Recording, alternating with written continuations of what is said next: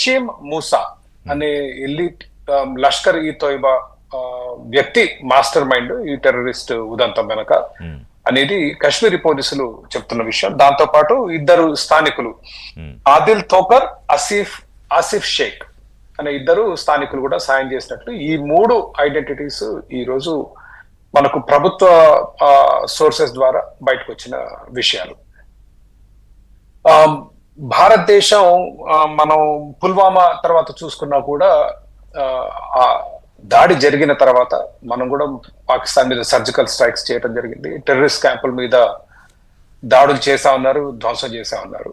So అదే తరహాలో చేసే అవకాశం కనిపిస్తుంది. ఎందుకంటే మొత్తం సైన్యాన్ని అక్కడ మోహరించారు కాబట్టి పాకిస్తాన్ కూడా అట్లాంటిది ఏదో జరగబోతుందన్న యాంటిసిపేషన్ లో వాళ్ళు కూడా మోహరించారు. కాకపోతే ఈ యుద్ధ వాతావరణంలో ఈ ఎమోషన్స్ ఇంత హై ఉన్నప్పుడు గ్రౌండ్ రియాలిటీస్, వాస్తవాలు ఒక్కోసారి కనుమరుగయ్యే అవకాశాలు ఉంటాయి.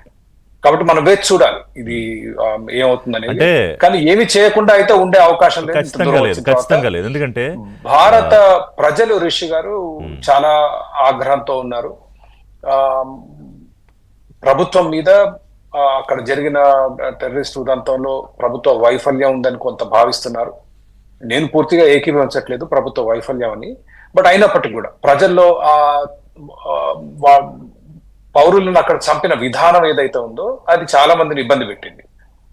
భార్యను చూస్తుండగా భర్తను చంపటం, కుటుంబ సభ్యులు చంపటం, పిల్లల ముందు చంపటం, అది మన దేశంలో ఇప్పటికి గత 25 సంవత్సరాల్లో 40,000 మంది పైన చనిపోయారు టెర్రరిస్ట్ ఉదంతాల్లో. ఇక్కడ ఇట్లాంటి ఉదంతాలు చాలా జరిగాయి మన దేశంలో. కానీ ఇది పర్టికులర్లీ ఎందుకు ప్రజల్లో ఆగ్రహవేశాలు తీసుకొచ్చిందంటే ఆ జరిగిన విధానం ఎంచుకొని ఒకరొకరిని కోల్డ్ బ్లడెడ్ కిల్లింగ్ మూలంగా ప్రజలు చాలా ఆగ్రహం ఉంది. ప్రభుత్వం కి అసలు గత్యంతరం లేదు, ఏదో చేసినట్టు. ఒక్కొక్కటి చక్రవర్తి గారు ఒక్కొక్క వాస్తవం తెలుస్తూ ఉంటే, అంటే ఒకటి ఇంతకుముందు మనకు తెలిసినవి ఏంటంటే వాళ్ళ ఐడి కార్డులు చూసి మతం ఏంటని వాళ్ళని ఖురాన్లో కల్మా అంటారు కదా దాన్ని, అవి చదవమని, సో ఇవన్నీ కాదని నిర్ధారించుకున్న తర్వాత ఇంకా కావాలంటే వాళ్ళ ట్రౌజర్స్ కూడా ఇది చేసి చూశారని, అంటే ఇవన్నీ ఒక్కొక్కటి వింటుండే. అది కాకుండా నిన్న ఎగ్జిట్ గేట్ దగ్గర, ఎంట్రీ గేట్ దగ్గర వాళ్ళు నిలబడి మొదట్లో ఎగ్జిట్ గేట్ దగ్గర స్టార్ట్ చేశారు. ఇటు నుంచి అటు పారిపోతుంటే ఎంట్రీ గేట్ దగ్గర, అంటే ఎటు పారిపోలేని పరిస్థితుల్లో వాళ్ళని పెట్టేసి చాలా ఘోరంగా కాల్చి చంపేసిన పరిస్థితి. అయితే మనం అడగాల్సింది ఏంటంటే ఎందుకు చేశారు ఆ విధంగా? ఎస్, ఖచ్చితంగా ప్రజల్ని రెచ్చగొట్టడానికి, విద్వేషాలని రగల్చడానికి చేసిన పని. కాబట్టి ప్రజలుగా మనం ఆలోచించాల్సింది ఏంటంటే వాళ్ళు పెట్టిన ట్రాప్ లో మనం పడటం అనేది సరైన పద్ధతి కాదు. పడకూడదు, కానీ అదే సందర్భంలో